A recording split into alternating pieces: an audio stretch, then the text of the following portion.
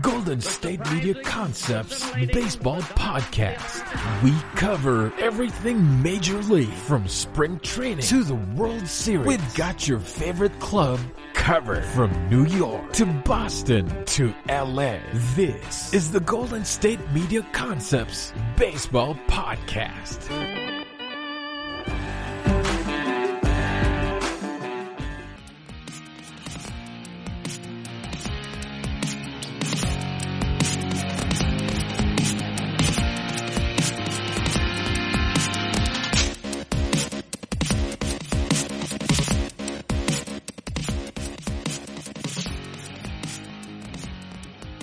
Hello and welcome into another edition of the GSMC Baseball Podcast, brought to you by the GSMC Podcast Network. I am your host, Kevin Mahalik, as always, and this is episode number 196 of the Baseball Podcast here on Thursday, June 11th, if you're listening to this.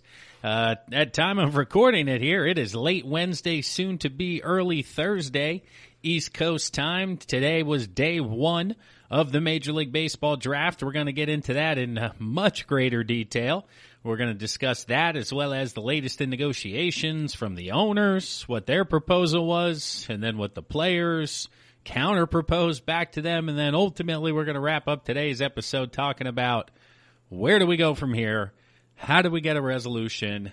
Is there going to be baseball? But for the first half of the show today, I am going to focus on the draft. If you come back, do me a favor, first of all, hit subscribe. That way on Monday's episode, when we talk about the entire draft class as well as some of the free agent signings, you'll get this episode thrown right into your inbox there, and you'll be alerted to come back and check out the rest of it. Because today we're just talking about round one. We're going to go team by team here. If you're listening to this, most likely you watched at least a little bit of the draft, so I don't want to go in order of picks. We're going to do a team by team, kind of break it down, ultimately give you their plan of attack, and if I liked what they were going for. So, alphabetical order, top to bottom here, Arizona Diamondbacks. Their plan of attack was clearly college arms, and they landed in the ACC twice. First at number 18 overall, they took Bryce Jarvis, right-handed pitcher out of Duke. He put on weight during his career. He was sitting mid-90s, .67 ERA. Then they took Slade Cecconi. I like this Cecconi kid. I think he has really, really top-end talent. Could be a power arm in a handful of years. I think Jarvis was a safer pick out of the two, but really only I see him as number 3, number 4 stuff in the rotation as to where Cecconi, if he puts it all together, I think could be a number 2 starter at the major league level. I'd probably give the Diamondbacks a BB+ for day one here in their plan of attack. But next team up, the Atlanta Braves. I don't know. They went with Jared Schuster at 25. Solid, not spectacular. Really struggled at his first 2 years at Wake Forest. From the left-handed side, he's gone from low 90s to mid-90s. Now he's kind of upper 90s. Fastball, changeup. I just think if he puts it all together, you're looking at a number 4 rotational guy, a number 3 rotational guy, best case scenario. So I think there could have been better value there at number 25 overall. But you get a guy from the left-handed side throwing mid-90s. You got to work on the breaking ball, the curveball, the slider, fastball, changeup. Those 2 pitches aren't good enough to get it done at the big league level. If you're in the starting rotation, you're going to need at least 3 pitches to be working effectively for you. So, Atlanta, I'll give you a C+ on Mr. Schuster out of Wake Forest. Next up, we got the Orioles. They surprised everybody at number 2. Took Heston Kjerstad, outfielder out of Arkansas. This guy is just straight, raw power. Unbelievable. 31 homers in his first 2 years. Then he had 6 in 16 games. Was hitting .448. Clearly plus bat, clearly plus power, 6'3", 205, big power hitting right fielder. They don't know if he's going to be any good on defense. Who knows if he's ever going to hit for average, but he's going to pepper the heck out of that building out there in right field at Camden Yards.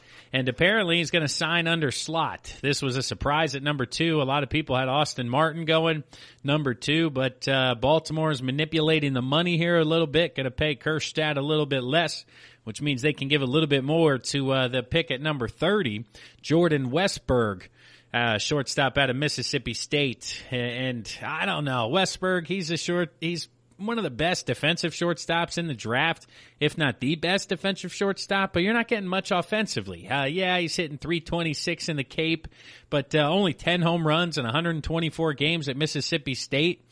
I don't think you're ever going to get 20 to 30 out of him.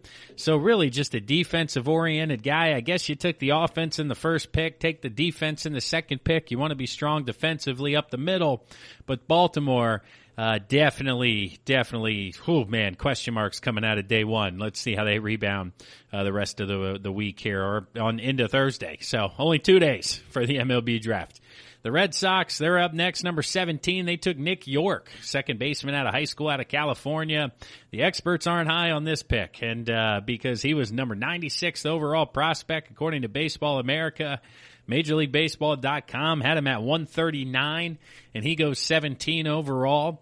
Yes, shoulder surgery robbed him of his junior season, so you really didn't get a junior year out of him. And who takes a second baseman at 17? So Boston, oh man, what's going on up there? But obviously, Chaim Bloom, you trust your guys. You go with your scouts. They may know something everybody else doesn't, but Chaim Bloom ran a really good ship down there in Tampa Bay.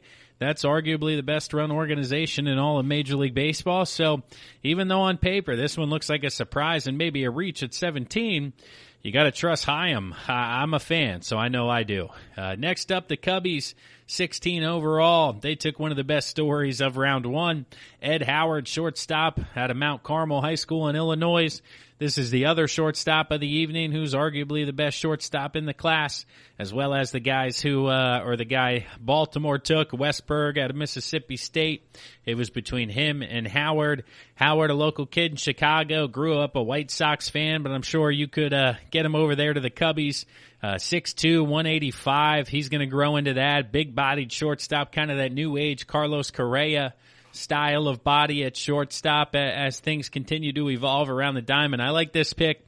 I think Howard can play. He's going to be years away. I would say 4 years before we see him, but ultimately could be the shortstop of the future for the Chicago Cubs if certain things don't go the way they want them to at the big league level with the guys they have now. So we'll wait and see here. But continuing down the list, the Chicago White Sox, they went with Garrett Crochet, left-handed pitcher out of Tennessee.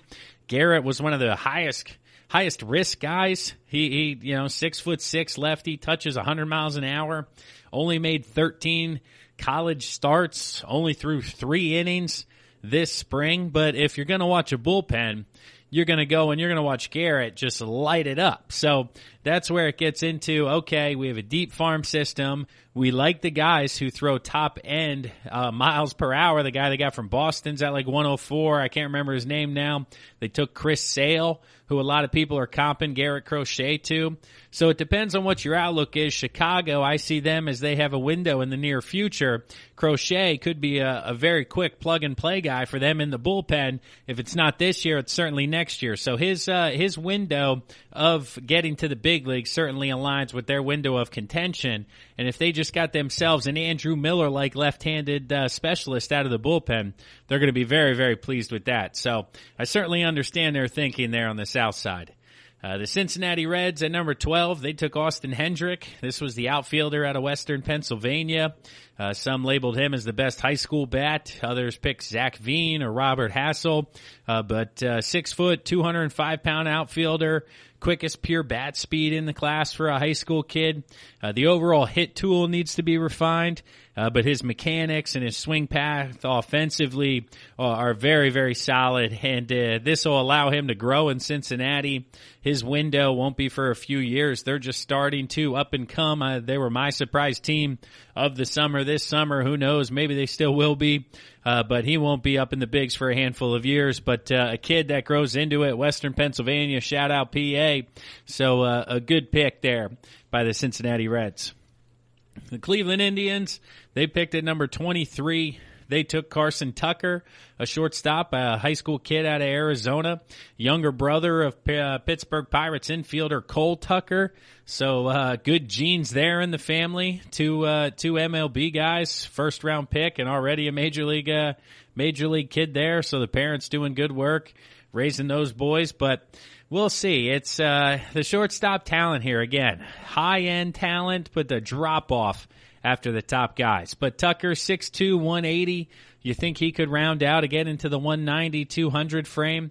Once again, that's that new-bodied shortstop that everybody's running out there nowadays. Has some length, has some range, has some quickness, able to put it together. The Indians also picked at number 36. They took Tanner Burns, right-handed pitcher out of Auburn. Tanner's as steady as she goes. 3 years at Auburn, all above average, 6 foot, 205, not overpowering stuff, low to mid-90s. He's going to be a number 4, number 5 at the next level, but he's going to be a quick riser. He's going to be a plug-and-play guy that's going to get a lot of stuff done very quickly for the Cleveland Indians. You put him in there with some of the other guys they have in that rotation. He's able to learn from those guys in a spring training atmosphere, something along those lines. It's going to be a good situation and a good general feel for Tanner Burns there in Cleveland. But what we'll do right now, we'll pause for a word from one of our sponsors, one of our sister shows. We're about a third of the way through here of the draft, who everybody took in the first round, talking it through. So when we come back, we're going to continue to roll through team by team, let you guys know who they picked, how I'm feeling about it. Stick around. This is Kevin Mahalik with the GSMC Baseball Podcast. We'll be right back. This is your ultimate stop for everything sports. The Golden State Media Concepts Sports Podcast. Should I say more? From the NFL, MLB, the NBA to MMA, it's all in here. The Golden State Media Concepts Sports Podcast. Listen now.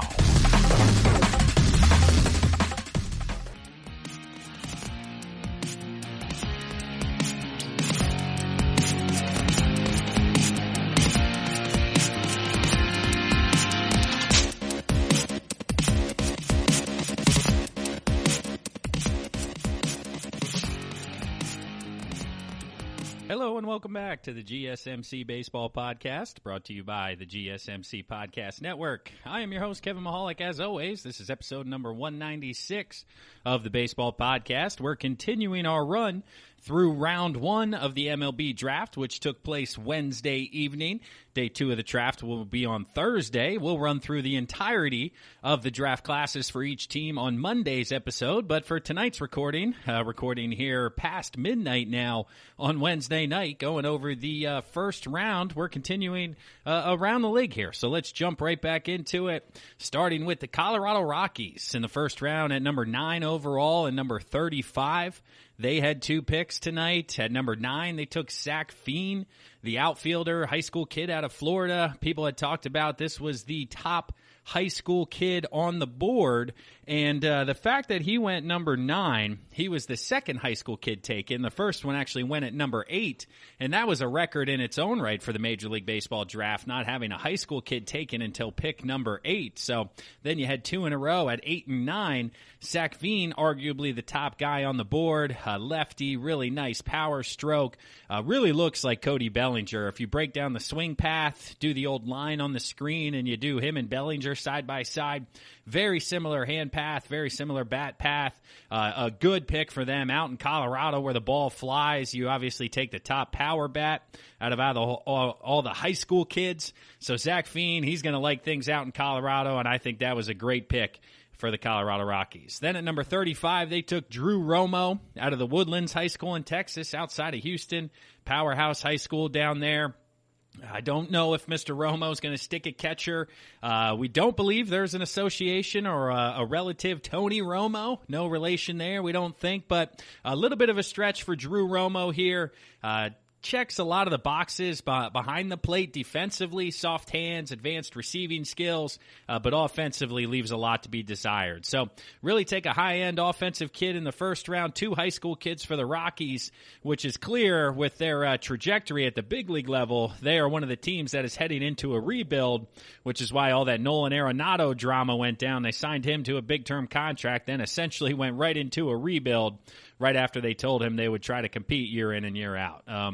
Next up, the Detroit Tigers. They had the number 1 overall pick. That was their only pick of the evening. This one went chalk they took Spencer Torkelson. But the only surprise here was that he was announced as a third baseman. So still, no college first baseman has ever been picked number 1 overall in the entire draft. And he was the first college third baseman since Pat Burrell to go number 1 overall almost 20 years ago. But Torkelson's offense, he was the consensus top player overall, 6'1", 220.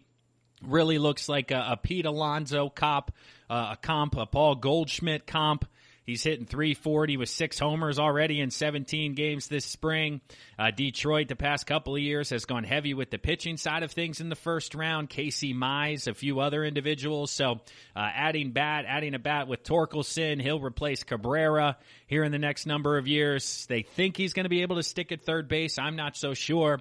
Could be looking at a first base DH left fielder, but they're going to give him a shot at third base. They talked to the general manager of the Tigers, and he thinks he's going to be able to dance over there. So we're going to wait and see on Torkelson. Then you had the Kansas City Royals, who at number 4 loved the position they were in. There was a change at number 2, which we talked about. Austin Martin not going number 2, which then Lacey at 3. Max Meyer went 3 overall, which meant Lacey was there at number 4 for the Royals. And the top lefty pitcher in the draft, mid-90s fastball, 6'4", touches 97, 2 quality breaking pitches. The Royals were just licking their chops at number 4 to be able to add a frontline starter that they believe there, especially from the left side, throwing in the SEC, really high ceiling player, a great overall pick for the Royals. And then again at number 32 overall, they take Nick Lofton, a shortstop out of Baylor. He was the top collegiate shortstop in the draft, and those guys are tough to come by. They typically don't make it to number 32 overall. It goes to show you that it is a little bit of a light draft from the shortstop position. But anytime you can get the top college shortstop, even if he is more defensive-oriented than offensive-oriented right now, you get a pitcher, throws a lot of ground balls, you take the shortstop behind them, you build your team up the middle, and I really do like what the Kansas City Royals were doing here tonight in the draft here in the first round, and the compensation picks that were also tonight as well. So the LA Angels, let's see here. They had 1 pick at number 10. They took Reed Detmers, left-handed pitcher out of Louisville. Detmers really had the highest floor probably out of any college arm coming out. I'm not sure he had the highest ceiling, but had the highest floor. So for a team like the Angels, who's just looking for quality starters in their pitching, always seems to be the reason why they can't make a run into October or tend to fall along the wayside. Offensively, with the likes of Ohtani, Pujols, Trout, who else is out there? Upton out in the outfield. They got a lot of guys who can hit. It's just a matter of if they can pitch and catch. So you take the guy with the highest floor, the guy that should rise quickly through the minor league system, and be able to help you guys as your window of contention is in the next couple of years if you're out in Los Angeles. So look for Detmers at number 10, a really good pick. He should be up there very quickly. Looks like a number 2 or a number 3, not an ace level type of prospect, but certainly somebody who can contribute at the big league level. Going across the city out there in LA to the Dodgers, they took Detmer's teammate. They took Bobby Miller, right-handed pitcher out of Louisville. Those two were in the rotation. Miller throws a little bit harder. He's from the right side. He touches 99. He flashes swing and miss slider, but it's not there consistently, which is why he was available all the way down at 29 and not at the top of the list there. So he was a little bit of a fast riser, a late riser. Some of the scouts I talked to saw him early on in the season and said, hey, this kid from Louisville coming out, sitting easy, mid to high 90s, could be somebody to look at. And honestly, without the reps of the spring season, that's why he only went to number 29. But Walker Buehler, a few other guys out there for the Dodgers, they like this model. They like the taller, longer righties who throw harder, and they feel they can able to coach these guys up, get them to where they want them, and be able to perform in the big leagues. So strong pick for the Dodgers. I think Bobby Miller is going to be a solid, consistent name in their rotation for years to come.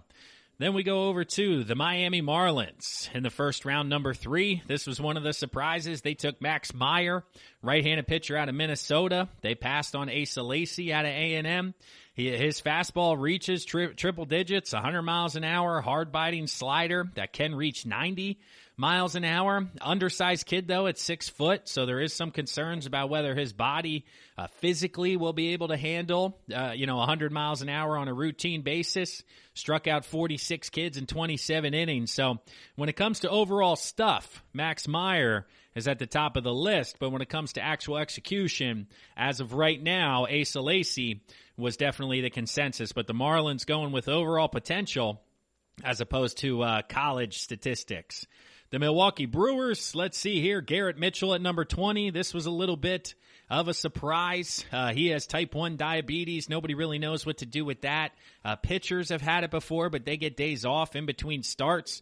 Mitchell, being a center fielder, is going to have to be out there every day. They're worried about his body breaking down. But when it comes to straight tools, speed, hitting, stealing, all of the above, Mitchell certainly looks like a above average everyday center fielder, swiping 18 bags in 22 attempts, hitting 350. Get on base, he's able to make things happen, that's for sure.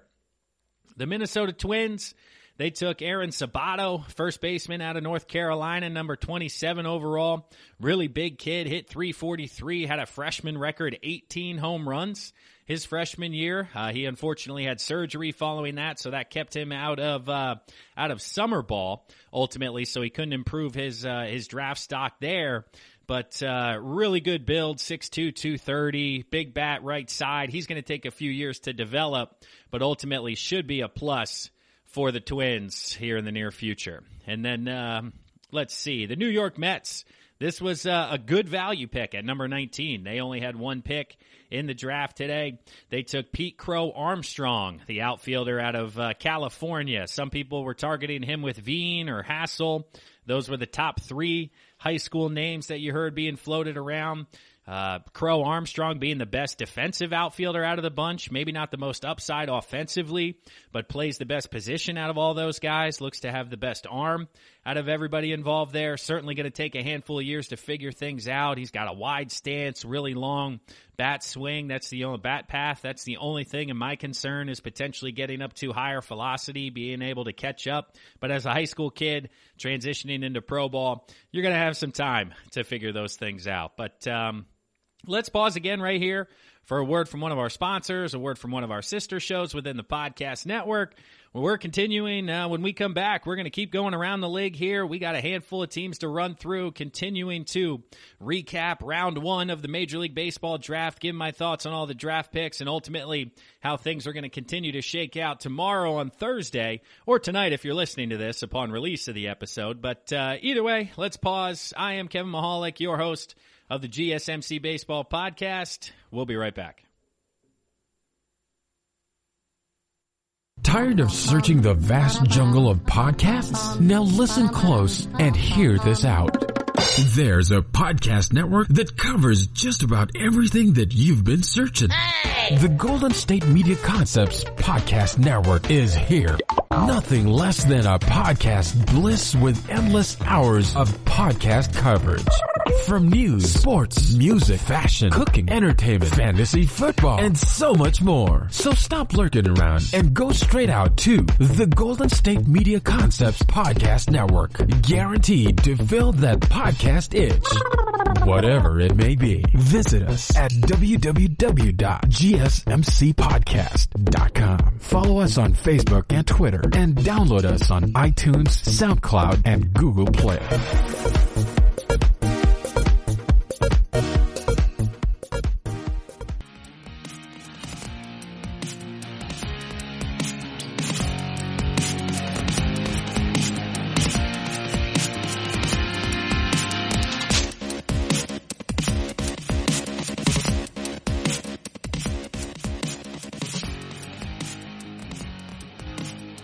Welcome back, everybody, to episode number 196 of the GSMC Baseball Podcast, brought to you by the GSMC Podcast Network. I am your host, Kevin Mahalik. As always, today is Thursday, June 11th. I appreciate everybody tuning in today. We're recording this here late Wednesday night. Well, I guess it's actually technically early Thursday morning at this point. The round 1 of the draft concluded about 11 o'clock. Got my notes together, decided to record for you. guys here giving my thoughts on round one and how everything's going.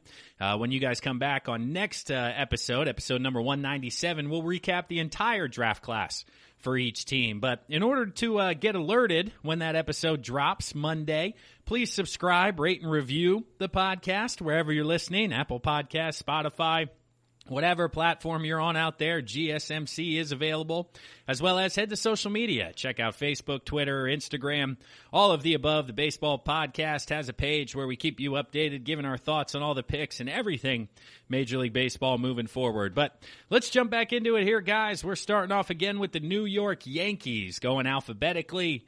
If you missed your team already, go ahead, rewind, check it out. If not, we're continuing down the path here.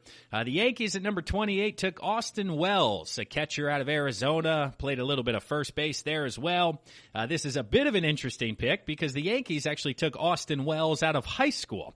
I believe it was the 38th round or 28th round, one of the two, but either way, it was late enough to where Austin decided to go to school. He improved well enough to the point where the Yankees took him now in the first round. So good decision by him to go to college, go to Arizona, have some fun, play some ball, continue to develop, and now he's a first-round pick, 28 overall, going to the New York Yankees. So he's the same mold as kind of Kyle Schwarber, college catcher who probably will play the outfield at the next level, but an above-average bat is something that the Yankees love to jump all over.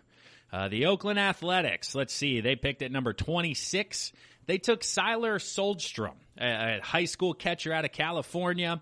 Soldstrom dropped here in tonight's draft, and a lot of people had him going as high as 9. The consensus seemed to be 13 to the San Francisco Giants. They were doing a lot of due diligence on him in the pre-draft process. Well, when that didn't happen and he continued to fall, this is where the MLB draft gets a little bit tricky because Soderstrom wanted above slot money by the time you get to 26. So yeah, you take him at 26 where, I don't know, the slot is say $2 million.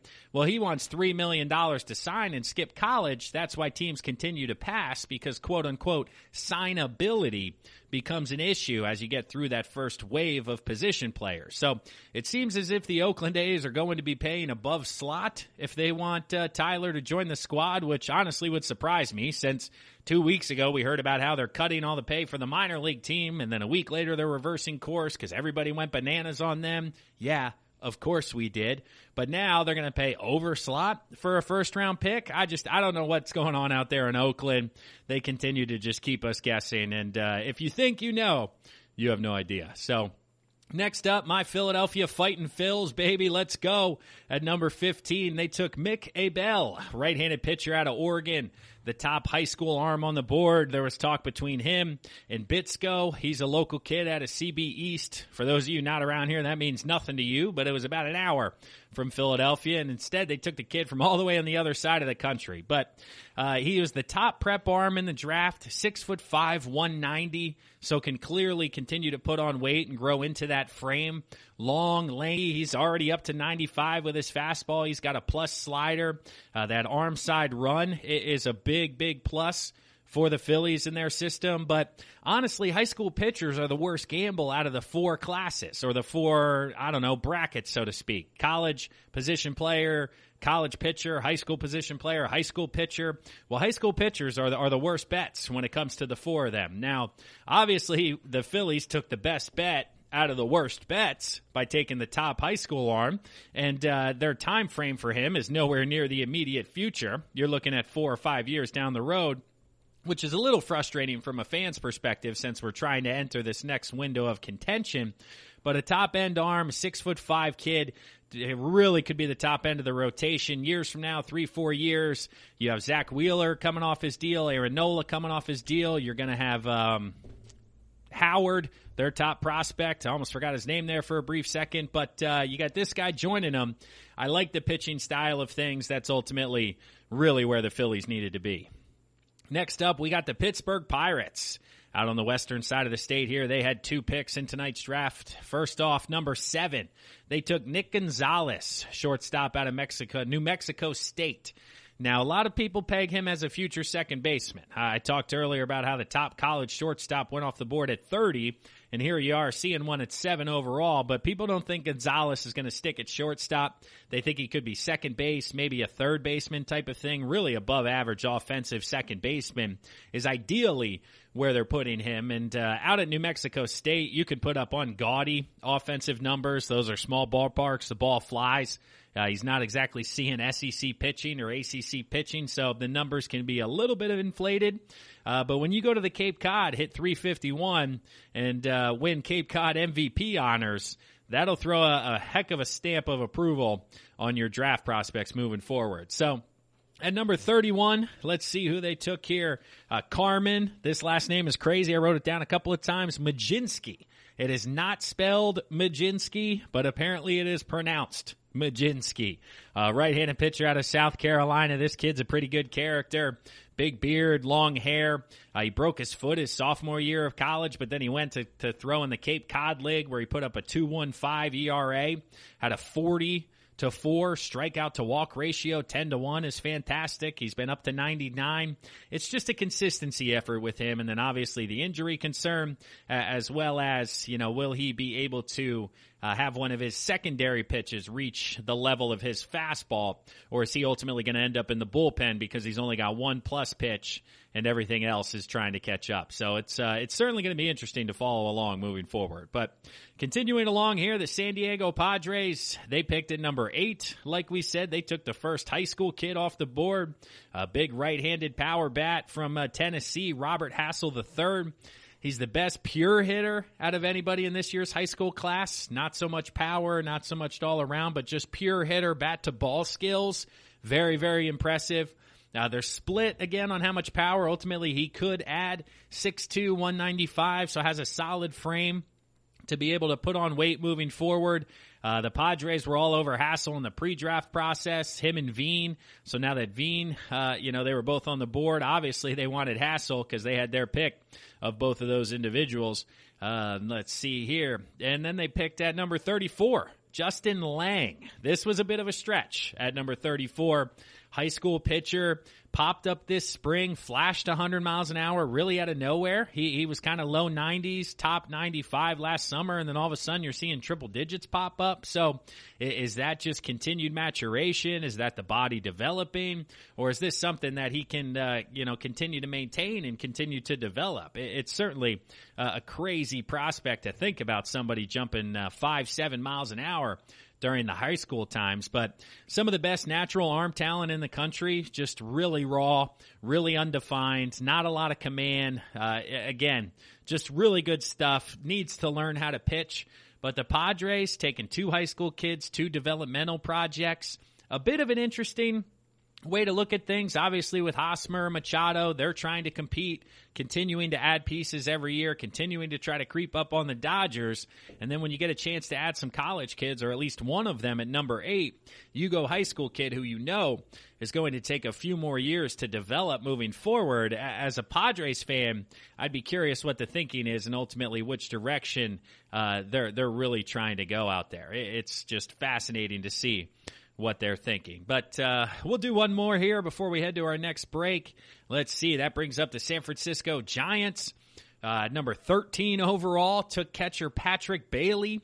This is a very interesting pick, almost a head-scratcher if you think about it, because they took Joey Bart, second overall out of Georgia Tech, a catcher, not too long ago. I believe it was 2 years ago, potentially. Now they take the top college catcher once again in Bailey out of NC State. Yes, he was, hitting 302, above average hitter for his time behind the plate, but the problem is, where are you going to put these guys? And the more you think about it, the more you ask, the more you hear, that universal designated hitter role continues to come into play and continues to have teams think about how to utilize the position, because if you have 2 top 10, top 15 catchers, and they're able to rotate behind the dish, and when they're not catching, still having their bat in the lineup as a designated hitter, maybe this isn't the worst pick. Maybe they're not high on Bart, and after he got into the system, they don't see what they thought they saw in the pre-draft process. There's a couple of different ways to kind of think about how San Francisco's attacking this, but that dual catching system with the designated hitter being involved is very interesting to think about in the next handful of years. But that'll wrap it up for this segment of the GSMC Baseball Podcast, brought to you by the GSMC Podcast Network. When we come back, we're going to wrap up the final teams going through round one, and then we're going to give just a couple of thoughts heading into round two here, and ultimately what we think we're going to see rounds 2 through 5 as we head into the weekend here. So hang with us, everybody. We're going to pause right now. Word from one of our sponsors, one of our sister shows. I am Kevin Mahalik, your host of the GSMC Baseball Podcast. We'll be right back. Want to know the latest in soccer? Then listen to the Golden State Media Concepts Soccer Podcast. From MLS, the World Cup, and the Premier League, we've got you covered. The latest updates, the hottest matches, and news on the league's top players. It's the Golden State Media Concepts Soccer Podcast. David Beckham scores the goal to take England all the way to the World Cup finals. Listen now.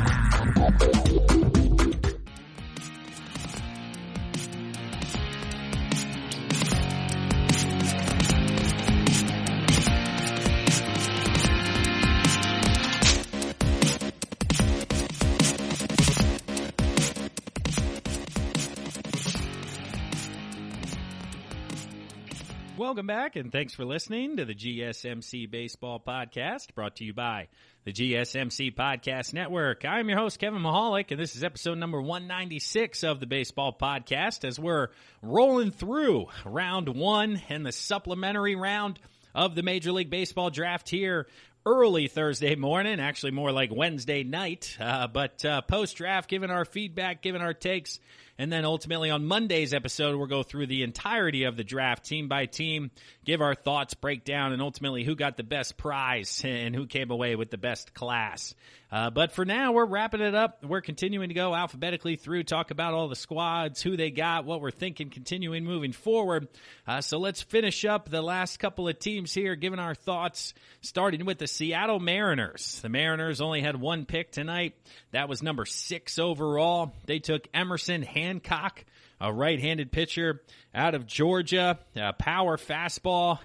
The only tricky part about Hancock is a right-handed pitcher where his changeup is actually his second best pitch.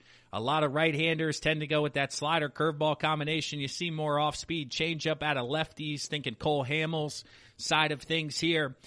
Pedro Martinez from the right side, obviously, but Emerson Hancock, a big kid, 6'4", 213 pounds. Let's see, 34-3 strikeout to walk ratio, so showing polished stuff with plus command. One of the safest bets in the draft because of that. Mid-90s fastball, good command, really a rotational piece. You would think a number 3, a number 2, if everything goes well. If not, maybe a number 4, number 5. But the consensus seems to be that Hancock will be in the big league rotation for at least a handful of years. But it's just a matter of if he's ever going to reach that potential of being a true top-of-the-rotation starter that the scouts have mixed reviews on. Next up, the St. Louis Cardinals. They picked at number 21. They took Jordan Walker, third baseman out of Georgia. A bit of a surprise there at 21. Nothing crazy. Smart, big, tall, long, lanky kid, 6'5", 220. Obviously, that's big for high school age. He was the top prep third baseman in the 2020 class. Has the arm, has the footwork, continued physical growth. Would obviously potentially push him to the outfield if his lateral quickness doesn't maintain throughout putting on weight. But good solid power. Always a chance to turn into a 30 home run guy at the big league level with that size, that bat speed. But certainly a developmental project who we won't see play for the Cardinals for at least a handful of years. But solid pick, BB plus type of pick. You get the top third baseman on the board. That's never a bad thing. The top prep kid, get him into your system, get him into your nutritional class, your weight program. Continue to develop these guys, and we should see them in just a couple of years here. But the Tampa Bay Rays, they had a couple of picks tonight. First up at number 24, Nick Bitsko, right-handed pitcher, CB East. This is the local kid outside of Philadelphia. Many viewed him as the top prep arm in the 2021 draft. However, then Bitsko actually reclassified to enter the 2020 draft. He was committed to Virginia. He's touching 97 miles an hour. He's only 17 years old, again, because he's early for this class. 6'4", 225, really projectable. But nobody saw him throw. They didn't have a senior year of high school. They're really going off of last summer. Last fall, he had a couple of innings, but just really projects to possibly be a down-the-line, top-end-of-the-rotation starter. And honestly, if I'm Bitsko, I'm super pumped that I'm going to the Rays. There couldn't have been a better organization for a developmental prospect to go to. Clearly, Tampa knows what they're doing. Chaim Bloom coming, now in Boston, coming over from Tampa, working things, but they always seem to get those projects who tend to pan out because of their use of analytics and the ability to teach and implement those analytics and actually get the best out of their guys has been super impressive. And I don't think Bitsko is going to let them down. Honestly, I think in 4 to 5, 6 years, we're going to be going, Bitsko in Tampa, man, it's crazy. If he would have went somewhere else, I probably wouldn't like the situation as much. But in Tampa, very, very impressive. They also picked at number 37, Alika Williams, shortstop out of Arizona State. Probably the top offensive shortstop on the board collegiately. Hit .333 as a sophomore. He hit .286 in the Cape Cod League in a couple of games. So not outstanding, but certainly not embarrassed in the Wood Bat League there in the Cape. Everybody throwing mid to high 90s typically in that league there. So it's just a matter of if he can stay at shortstop at the big league level. Does he have the lateral quickness? Does he have the defense? People tend to think so. Will the bat come around? It's a little bit of a reach at 37 for me. I'm not as high on Williams as some other individuals in the scouting world. You know, people are giving it a B plus. I'd be more in that kind of C plus range for me personally.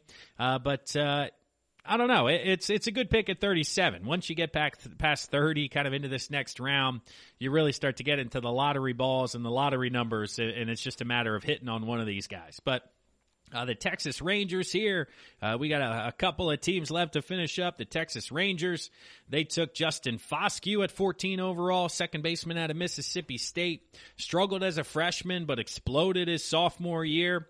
Hit .241 as a freshman, and then .331 with 14 homers and 60 RBIs.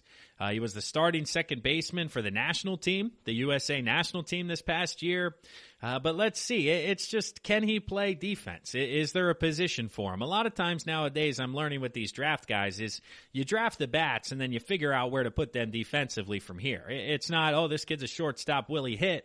It's, oh, this kid can hit. Maybe he's a shortstop. Maybe he's a second baseman. I don't know. But a real polished hitter, just a matter of if he's actually going to be able to play defensively, whether it's second base or right field. What do they do with him? So it's wait and see, certainly from that perspective. But the Toronto Blue Jays, they had pick number 5 tonight. They got a gem at number 5 when Austin Martin fell to them. There were some teams that if they had the number 1 pick, you could argue Austin Martin would have went number 1 overall instead of Torkelson. Then you got into the Orioles game of going under slot. Then at number 3, they wanted the power arm. At number 4, they go starter. And you're the Toronto Blue Jays sitting at number 5 going, wow, we got the number 1 guy on our board. They called him a shortstop, but if you guys watched the draft, you saw the graphic. He's played third, short, left, center, right, catcher. I don't think he caught. That was like the only one. It was like 8 positions, and he was the only one was that he never caught. But he hit .368 in 140 games at Vanderbilt, so could always hit. He's never reached 20 home runs. That's impressive at the college level, so very much a gap-to-gap guy. But if you put him with Biggio, with Vlad, with all those other guys they have up and coming offensively, defensively, he just fits the mold for the Blue Jays. And I really like what the Blue Jays are doing as a team. They, Guerrero Jr., Biggio Jr., Bissett Jr., then you add Austin Martin into this group. That's a lot of young, electric, fun-to-watch baseball guys who play the game hard, play the game the right way. And I personally am going to start paying a little bit more attention to the Blue Jays. It's not going to happen this year, and their success is really going to rest on the rotation and the arms, which they're going to need help with moving forward. But offensively, that team is going to be a bear to go against. I wouldn't want to pitch against them. I know that for sure. The Washington Nationals, let's see, they had one pick tonight as well. Number 22, they took Cade Cavalli, right-handed pitcher out of Oklahoma. A really good, solid pick. Again, I was talking to friends and family about the Phils at 15, and I said you can either go high upside high school kid, high risk, or lower upside, lower risk college performer, and Cade Cavalli was that guy. Only threw 17 innings as a freshman, but then continued to improve and be nominated 60 innings as a sophomore. Only 23 innings here this past year, but 37 strikeouts, up to 98 miles an hour, 6'4", 226, so solid frame. The Nationals love their pitching prospects, obviously with Scherzer, Strasburg, Corbin. Now they signed Scherzer and Corbin, draft and develop Strasburg. They're hoping Cade Cavalli can be that next draft and developed individual that they're looking for moving forward. And there's one team that we didn't read out there for obvious reasons. The Houston Astros were without a first-round pick due to what happened a few years ago in the recent investigation. Their first pick will be tonight, Thursday, in the second round. A couple of teams don't have second-round picks due to free agent signings. The Phillies don't have one because they added Wheeler. A few other teams, obviously. I'm thinking Angels because they added Anthony Rendon, things like that. So it'll be interesting to see. But a lot of fun for day one. The surprises started at number 2. There was a surprise at 3, a surprise at 17, a surprise at 27. So it was a fun watch. And all the mock drafts went right out the window at number 2, which, as much as I love mock drafts, both with football, baseball, basketball, whatever it is, there's always one pick early that just screws everything up and basically throws the whole board into whack, and you didn't have anything right to begin with. But like I said, in next episode number 197, releasing on Monday, we'll go through every team's final draft class, discuss the picks, talk about ultimately where I think they improve, some timelines, if we'll expect to see any of these guys anytime soon, and we'll break down and give a grade for every class. So that'll be a ton of fun for you guys to get alerted for that right as soon as the episode releases. Please subscribe to the podcast. Rate and review as well on iTunes, wherever you're at. Follow us on social media. But that'll wrap up round 1 draft communication. We're going to pause right now for a word from one of our sponsors, one of our sister shows. But when we come back, we're going to give you guys an update on the negotiations. Since I talked to you guys on Monday, we've had an offer by the owners, a counter offer by the players. We're going to talk about them both, let you guys know where we're at now, and ultimately what we could see moving forward. So stick around. We'll be right back. I am Kevin Mahalik. This is the GSMC Baseball Podcast.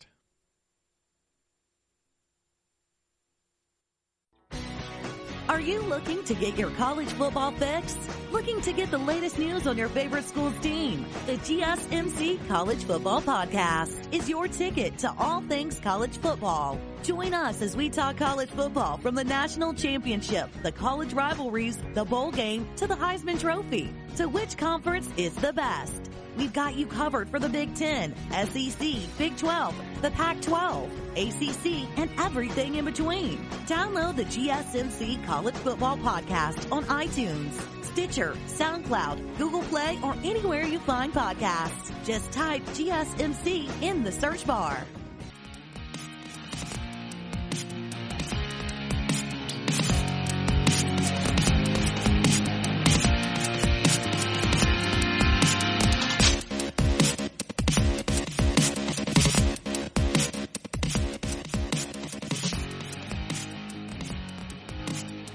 Hello, and thank you for listening to the GSMC Baseball Podcast, brought to you by the GSMC Podcast Network. I am your host, Kevin Mahalik, as always, and this is episode number 196 of the Baseball Podcast. I appreciate you guys listening out there. It is Thursday, June 11th. We are in the middle of the Major League Baseball draft. We just got done breaking down round 1. We're going to break down the rest of the draft coming up in future episodes, but for now, I figured it's time to give you guys an update on the collective bargaining agreement between the players and the owners. Where are we at? What's going on? Back and forth. Well, last time I talked to you guys on Monday's episode, we've had 2 offers since then, and I want to break them both down for you. You've probably heard some of the details, but just getting into some of the intricacies, some behind-the-scenes concessions that they're making on both sides. The first offer came from the players, the owners, back to the players. It was not a counter offer. It was just a brand new offer. The second offer from the owners to the players, this one was a 76 game season at a 75% salary pay compensation, whatever you want to call it. There was more playoff pool money available to the players. This was one of the big sticking points. They expanded the playoff money from, I believe, $200 million up to almost $500 million that the players could earn during playoff performances. There's no draft pick compensation tied to signing a player. Players hate the fact that, like we just talked about last episode or last segment, the Phillies don't have a second-round pick because they signed Zach Wheeler. The players hate that side of things because a lot of times they don't get signed because what did Wheeler cost? Well, 5 years, $100 million, and a second-round pick. Well, he's a free agent. Why did I have to give up a pick?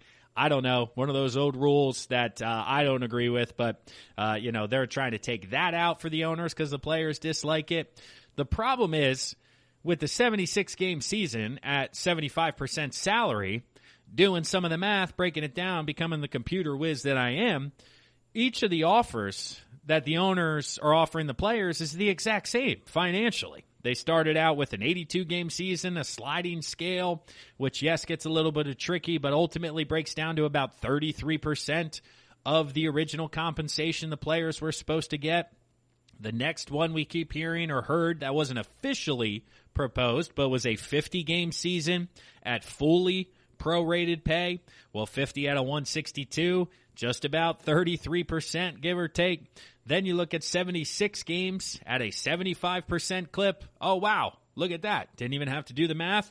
Just about 33% of the original compensation. So the owners have either offered or floated out there 3 different financial compensation packages to the players. All 3 are the exact same. They've offered the players the same offer, just in 3 different ways. I don't know if they think the players are dumb, or they don't think they're actually going to read the agreement, or they're not listening when the players say, hey, this is the sticking point. This is what we need you to change. They just go, oh, okay. Well, if we don't want to give them full prorated at 50, give them 75 at 75, and we'll see how they take it. Now, that's the same thing. And if I'm a player and I'm going to get the same amount of compensation, I'm going to play 50 games instead of 75. If you're going to give me $15 to complete a job and I can do it in 1 hour or 3 hours, you're paying me the same amount, I'm going to do it in 1 hour. Why would I risk myself, expose myself, an additional 25, 30 games, which also means an additional 25 to 30 days, another month out there that you're potentially away from your family, you're out there putting yourself at risk, and you're not gaining anything financially? No, I'm not doing that. I'm staying at 50 games, and we'll have 2 months, bing, bang, boom, in, out, see ya. Now, a lot of the players don't believe this is long enough to actually crown a true champion, and that's absolutely true, especially if you get to that 50-game mark. The Washington Nationals made that known just last year that 50 games wouldn't have been enough to get us to the best team in Major League Baseball. But it's better than nothing. So truly, we got to get at least something here. But financially, it's just, people who read the tweet or see it at the surface level go, oh, okay, that sounds better. But when you get down into the nitty-gritty, it's the same amount of money 3 different ways. And if you're giving me the same amount of money, give me the least amount of games as possible if I'm a ball player. So also in the proposal was a 16-team postseason. Right now they have 10, 5 on each side. Well, they want to up that to 16 and get 8 for each league. The first round would be a best of 3, and then getting back to standard there moving forward.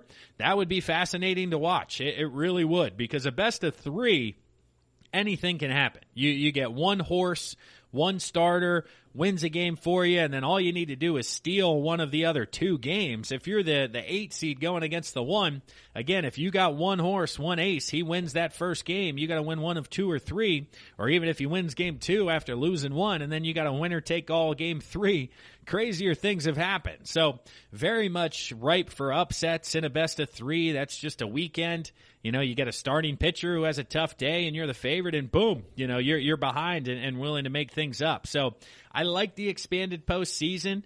I'd be for, 8 teams on each side, 4 games per side. Give me 4 games in one day for about a week, and that's per side. Monday, give me the National League. Tuesday, give me the American League, and flip-flop, therefore, best of 3 for the weekend. That's fantastic. I don't know if you'd be playing back-to-back days. You'd have 8 playoff games, potentially, on the same day. You can't even televise all 8 playoff games. So I don't know exactly how they'd work the logistics of that, but it certainly would be very, very wild. But no-risk players can opt out, or high-risk players can opt out. No-risk players are allowed to opt out, but they will not receive any financial compensation or service time. And this is another kind of smaller detail that the players and owners have never been on the same page with yet. We've seen a little by little them kind of come together and say, okay, we can agree upon that. But the owners do not want to allow players who are not high risk to opt out and either A, get paid for it, or B, get the service time that would be involved with playing that season. And honestly, I'm kind of on the owner's side with this one. I really am. Because from a player's perspective, yes, I get you're putting yourself at risk. You're putting your body at harm's way. But so are the people working at the grocery store. So are the people working at the gas station that I go to every day, every other day to fill up my car and get gas. It's one of those things where, yes, there is risk involved. But if you don't want to play due to the risk, that's fine. But you don't get all your money as well as the service time, which I think is the sticking point, because the players will say it's due to COVID, but ultimately it'll be due to impending free agency. The likes of JT Realmuto, Mookie Betts going, yeah, I'm not comfortable playing, but I'm going to get my service time and be a free agent next year. So you're not going to play this year and then still want your money and still be able to become a free agent? I don't think so. If I'm the Phillies, I'm saying, yeah, you don't have to play, but then you're still our property next year. We're still going to have you under contract for one additional season. So I certainly see where the owners are coming from on that side of the argument compared to the player side of wanting service time without playing. But there's no, it's just, man, these guys are just still so far apart. The two major sticking points for the owners, one is obviously the money. They've kind of shown that they've said to the players, hey, here's the pool of money we have. We have 33% of your original salary. Do you want it over 82 games, 75 games, or 50 games? Take it or leave it. This is all we're giving you, which, again, makes me think that the players will ultimately be like, that's fine, but if you're doing that, it's only 50 games.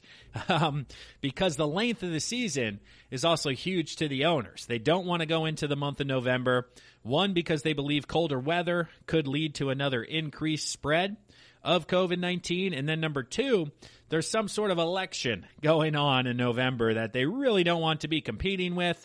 They really don't want to be overlapping with. They want the season done by the end of October, and the players are on the other side of things. But the cold weather, the election, they want the regular season ending at the end of September, the playoffs being in October, and if that is ultimately going to be the case, then every day that passes here is one less day or one less game for the players to get paid or the players to pay on. So it's just fascinating to see. But the latest offer rejected by the players. They made a counter proposal back to the owners. I want to talk about this coming up here in our sixth and final segment as we finish up. And then ultimately where we go from here. What's the end game, so to speak? Because the players' counter offer, that ultimately gets rejected. And then the owners, it's stated that they're going to come back in the next couple of days again. And really, we're getting down to about a week or so here of a window left before we get to the point where Rob Manfred comes in and says, hey, here's the deal, here's the season, here's how we're playing, this is what we're doing, which neither party wants, because it's just going into 2021, the continued labor negotiations, it's not a good look for either side to have your commissioner come in and say, that's it, enough, you guys can't figure it out, here's the deal. So we'll pause right now for a final time for a word from one of our sponsors, one of our sister shows. When we come back in our sixth and final segment, I'll run through the players' counteroffer, and then ultimately I'll give you guys where I think we're going to end up, and that is having baseball. The problem is it just may be mandated by Rob Manfred. So stick around, everybody. I am Kevin Mahalik. This is the GSMC Baseball Podcast. We'll be right back.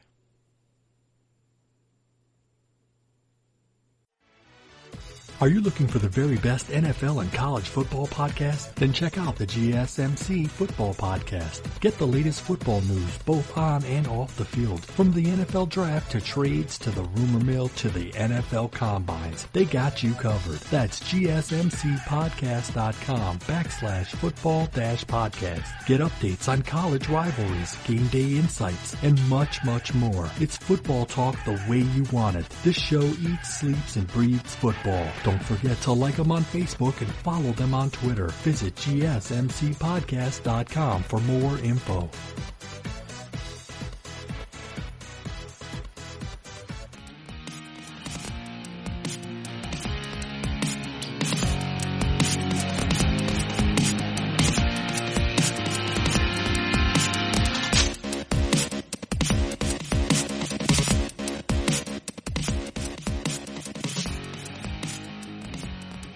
Welcome back, everyone, and thanks for listening to the GSMC Baseball Podcast, brought to you by the GSMC Podcast Network. I am your host, Kevin Mahalik, and this is episode number 196 of the Baseball Podcast. This is our sixth and final segment of today's episode. I appreciate everybody listening today, talking Major League Baseball draft, recapping round one, what everybody's team did out there. Give a listen if you guys weren't able to watch the draft. I gave you some feedback on the prospects, ultimately what the plan is, what the goal is moving forward.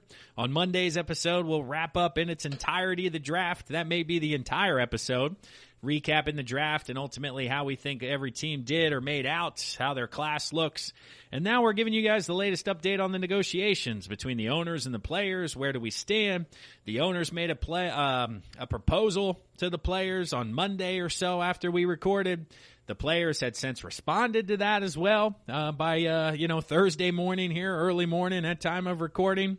Their counter offer back to the owners included 89 games at a fully prorated salary. This is down from 114 at their original first request or proposal that they sent. So 32 games down or whatever that math is. But the owners proposed 76 or 50. We're at 89. So still a 30-game gap there between the two parties. Again, length and pay remain the issue. 89 games, especially at this point, is a non-starter for the owners for all those reasons we just spoke about last segment. The month of November is off limits. The players, though, they did propose the 16 playoff teams, both this year and next year in 2020 and 2021. So they seem, again, to be agreeing on that. Little by little, we're getting these small details figured out. The main issue, money continues to be a problem, but you got to figure out the rest of the stuff as well. So if you're just skirting around the money issue while you figure everything else out, and then you'll do that one last, so be it. But 16 playoff teams, I'm a fan of. Or if it's 14 and you give one bye like the NFL is starting to do with the 7 playoff teams in each conference, I'm okay with 1 through 8, best of 3. Like I said, I'm down. Let's do a weekend series, almost like it's college back in the day. A little bit of regional type action, 1 through 8, best of 3. Well, they got 2 horses but can't hit. Are they going to be able to win it? Things like that. That could be a lot of fun.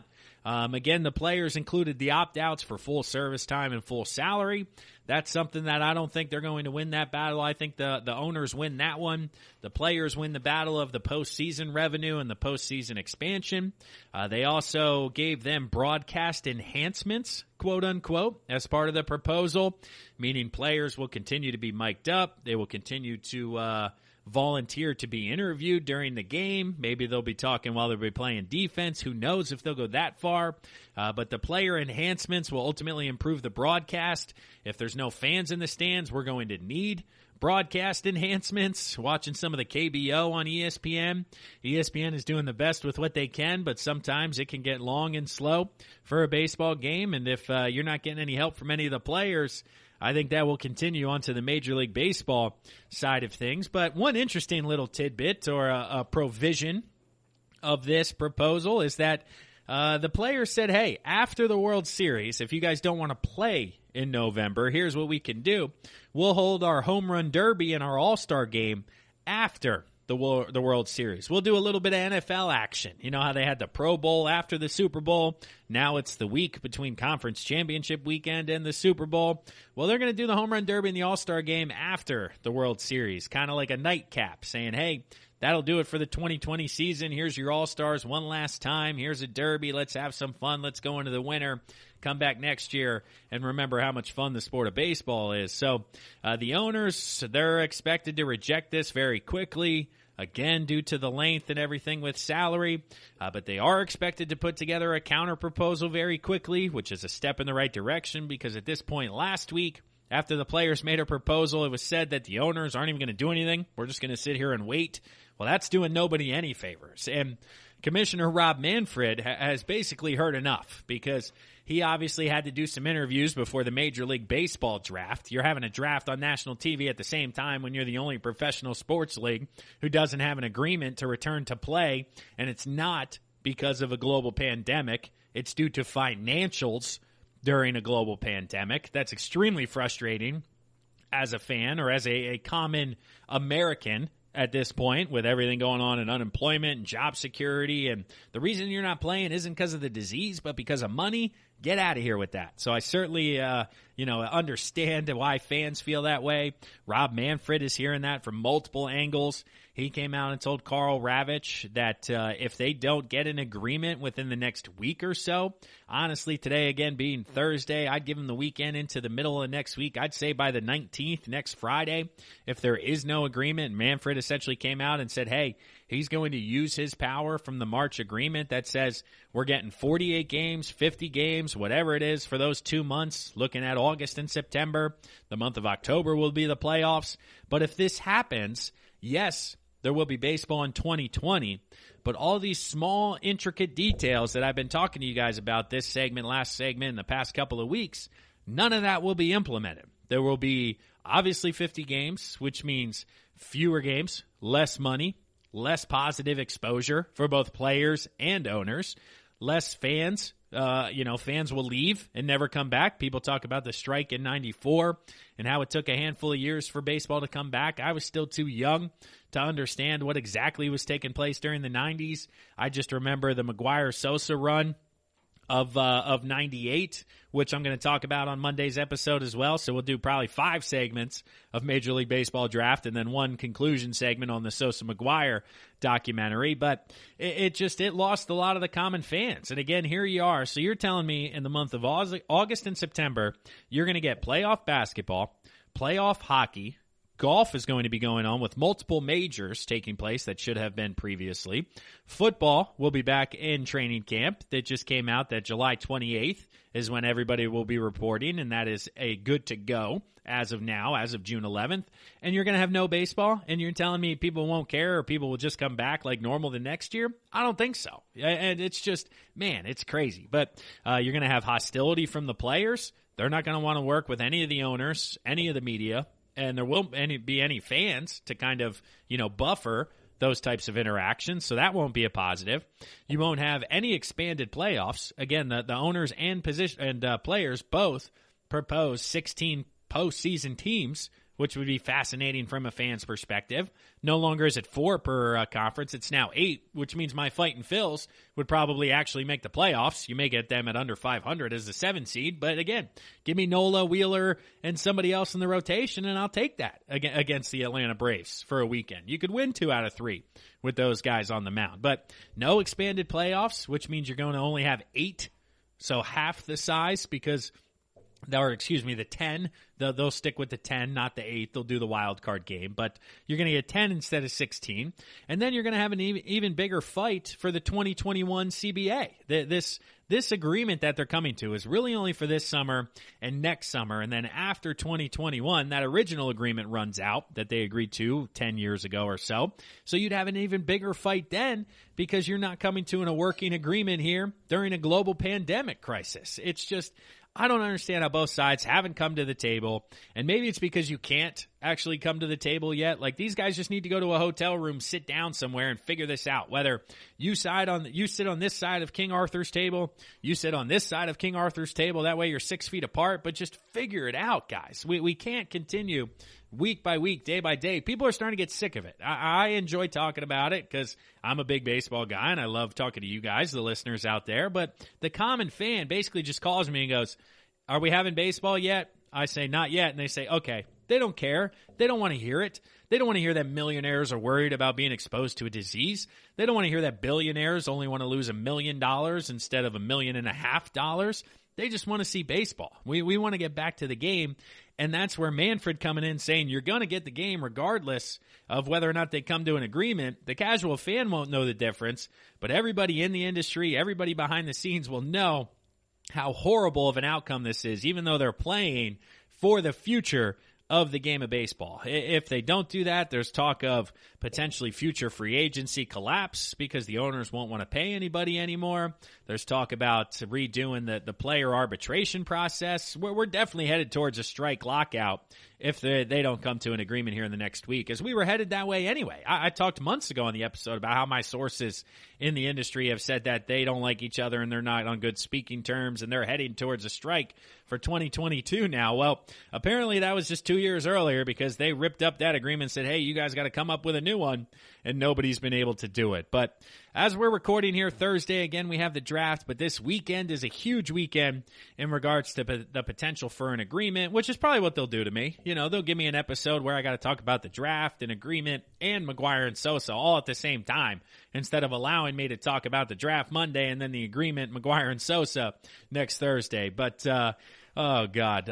It's a lot of fun. I'm sorry if this one was a little bit wackier. It is just past about 1 o'clock here, East Coast time, Thursday morning, time of recording after the draft. I wanted to give you guys the latest on everything going on. But do me a favor, now that you've listened to this entire show, head to social media, like, subscribe, follow the podcast, both GSMC Baseball as well as the GSMC Podcast Network. Please rate and review the podcast wherever you're listening, on Apple, iTunes, Spotify, whatever it may be.